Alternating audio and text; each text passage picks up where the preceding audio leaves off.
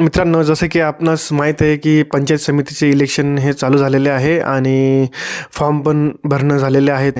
आता कित्येक लोक असे आहे की ज्यांना माहीत नाही की पंचायत समिती ही काय असते व ती काय कार्य करते, आणि तेच आपण या व्हिडिओमध्ये आज जाणून घेणार आहोत. तर त्यापूर्वी मित्रांनो, जर तुम्ही आपल्या या चॅनलला सबस्क्राईब केलं नसेल तर सबस्क्राईब करा आणि आपल्या या व्हिडिओला नागरिकापर्यंत पोहोचवण्याचा प्रयत्न करा, जेणेकरून त्याला ही माहिती मिळेल. तर मित्रांनो, पंचायत समिती ही शासनाकडून प्रस्थापित केलेली एक संस्था आहे, तालुका लेवलवर काम करते.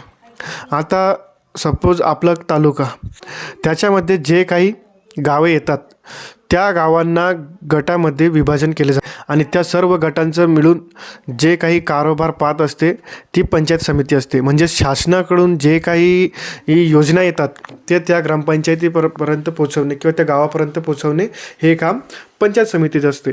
तर मित्रांनो, 5 वर्षामधून पंचायत समिती या प्रत्येक गटातून एक सदस्य निवडत असते, जे की आता या इलेक्शनद्वारे निवडले जाणार आहे.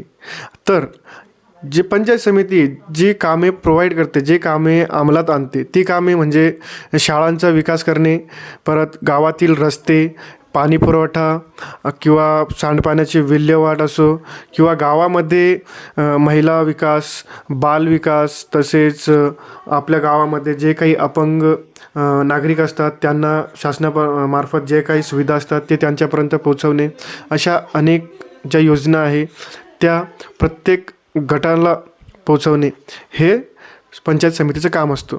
तर मित्रांनो, आता पंचायत समितीपर्यंत आपले ज्या काही गावाच्या समस्या आहे त्या कशा पोचतात, तर मित्रांनो, जे आपण सदस्य निवडतो त्यांचंच हे कामं असतात की आपल्या ज्या गटामधील जेवढे काही खेडे आहेत, गाव आहेत, त्यांच्या ज्या काही समस्या आहे त्यांचा आराखडा तयार करणे व ते पंचायत समितीपर्यंत पोचवणे. आता पंचायत समितीच्या सुद्धा महिन्याला किंवा 3 महिन्याला 2 महिन्याला ह्या बैठका होत असतात, जसे आपल्या ग्रामपंचायतीत ग्रामसभा होतात तशा.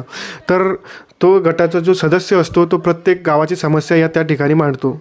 जर आपल्या गावामध्ये शाळेतील काहीतरी प्रॉब्लेम असतील किंवा रस्त्याचे प्रॉब्लेम असतील किंवा ड्रेनेज लाईन किंवा चाऱ्या किंवा बालविकास, महिला विकास, अपंग नागरिकांचे जे काही सोयीसुविधा आहेत, या सर्व समस्या तो त्या पंचायत समितीमध्ये मांडतो आणि ते आराखडे घेऊन ती पंचायत समिती शासनाला पाठपुरावा करत असते आणि त्याच्याच बेसवरती शासन हे फंड आपल्या पंचायत समितीला त्या ग्रामपंचायतीसाठी, त्या गटासाठी देत असते आणि त्यामुळे आपले गावाचे विकास हे होतात. तर मित्रांनो, आपल्याला पाहायचं आहे की आपण जो सदस्य जो निवडतो तो कसा आहे, आणि हेच खूप महत्त्वाचं आहे. का? कारण तोच सदस्य आपले ज्या काही समस्या आहेत त्या पंचायत समितीमध्ये मांडत असतो. जर तो आपल्या समस्या मांडत नसेल तर लक्षात ठेवा, आपल्यापर्यंत पंचायत समितीच्या कोणत्याही योजना या पोचणार नाही. तर आपण बघतो की म्हणजे भरपूर उमेदवार ते आपल्या गावामध्ये येतात, आपल्याला भेटतात, तेव्हा म्हणजे काही लोक असतात की त्यांच्या मागे पुढे फिरतात आणि परत लोकांनासुद्धा सांगतात की अशा लोकांना सहकार्य करा. तर मित्रांनो, असं कोणी ओळख पाळख करून म्हणजे अशा लोकांना बळी पडू नका.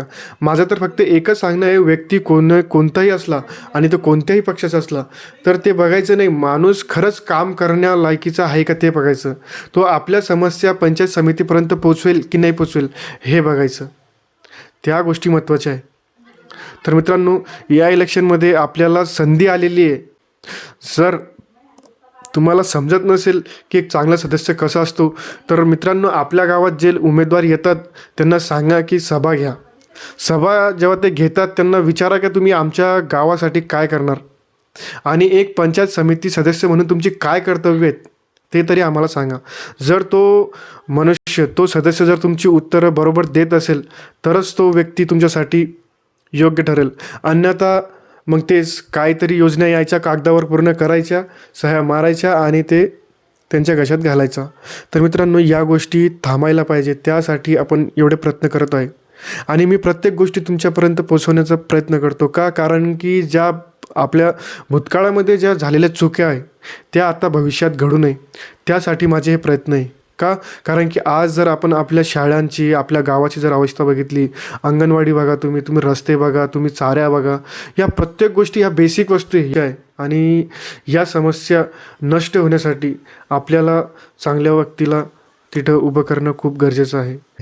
मित्रांनो, सगळ्यात मेन गोष्ट म्हणजे आपल्या गावामध्ये जे काही उमेदवार येतात त्याच्यामागे आपण बघतो की काही पुढारी लोक असतात गावामध्ये, ते फिरताना आपण पाहतो. मित्रांनो, मला त्यांच्याशी वैयक्तिक काही प्रॉब्लेम नाही. फक्त सांगायचं मला एवढंच आहे की ते त्यांच्या मागे फिरतात किंवा ते लोक त्यांच्याशी बोलतील म्हणजे त्यांचा मोठेपणा ते गावाला दाखवतात की आमचे संपर्क किती चांगले आहे, आम्ही पुढाऱ्यांशी बोलतो, आम्ही हे करतो. तर मित्रांनो, आपण आपल्यासाठी, आपण एक गावातील नागरिक आहे, आपल्या गावाच्या विकासासाठी आपण काय करायला पाहिजे? जर ते लोक अशा लोकांना, अशा उमेदवारांना जर गावात जर त्यांनी आपला गाव दाखवला किंवा आपल्या गावाची शाळेची अवस्था, अंगणवाड्याची अवस्था, रस्त्यांची अवस्था, जे नाले गावातून गेलेले आहेत त्यांची अवस्था, ह्या सर्व गोष्टी त्यांना दाखवणे हे काम आपल्या पुढाऱ्यांनी करायला पाहिजे होतं. परंतु हे करताना ते कधीच मला आजपर्यंत दिसले नाही. ज्या वेळेस ते हे करताना मला दिसले त्यावेळेस मी या पुढाऱ्यांना खरंच मनापासून धन्यवाद करेल त्यांचा. मित्रांनो, हा गाव आपला आहे. आपण आपल्या गावाशी प्रामाणिक राहा. याची त्याची चापलुसी करण्यापेक्षा त्यांना प्रश्न विचारा का बाबा, तू ऑलरेडी पंचायत समितीचा सदस्य राहून गेला आहे, तू जिल्हा परिषदचा सदस्य राहून गेला आहे, त्या गेलेल्या काळात तू माझ्या गावासाठी काय केलं? जर खरंच त्या व्यक्तींचं काही योगदान असेल किंवा त्यानं आपल्या गावासाठी काही केलं असेल तरच त्या माणसाला सपोर्ट करा, सहकार्य करा. आणि तोच व्यक्ती खरा असतो जो इतरांचं म्हणजे गरिबांचा म्हणजे सामान्य माणसांचा तो विचार करतो. कारण कसं आहे, आपण त्यांना 5 वर्षासाठी निवडून देतो, त्यानंतर ते आपल्या गावाकडे फिरूनसुद्धा पाहत नाही. मग काय करता, असे जे पुढारी लोक असतात ते त्यांचे संपर्क साधून थोडेफार कामं आणतात गावामध्ये आणि ते बी असे डुप्लिकेट कामं करून टाकतात की ते 1 वर्षसुद्धा टिकत नाही. त्यासाठीच माझा हा एवढा लढा आहे आणि मी तुम्हाला जागरूक करण्याचं जे काम करत आहे ते फक्त येणाऱ्या पिढीसाठी. मित्रांनो, हे काही आपण कोणापासून आपण भीक नाही मागत आहे. सदस्य म्हणजे आपण निवडून आणले म्हणजे आपण त्यांच्या घरातून किंवा त्यांचे ते आपलं शेती विकून आपल्याला ते पूर्ण करणार नाही आहे. सरकार आपला हक्काचं जे काही सुविधा आहे ते आपल्याला देतात आणि आपण आपले हक्क मागण्यासाठीच एवढे धावपळ करत असतो. आपला प्रत्येक हक्क आपल्यापर्यंत पोचावा, त्यासाठी माझे प्रयत्न आहेत. तर मित्रांनो, यासाठी सांगतो की योग्य व्यक्ती पहा आणि योग्य व्यक्ती निवडा आणि मतदानचा चांगला उपयोग करा.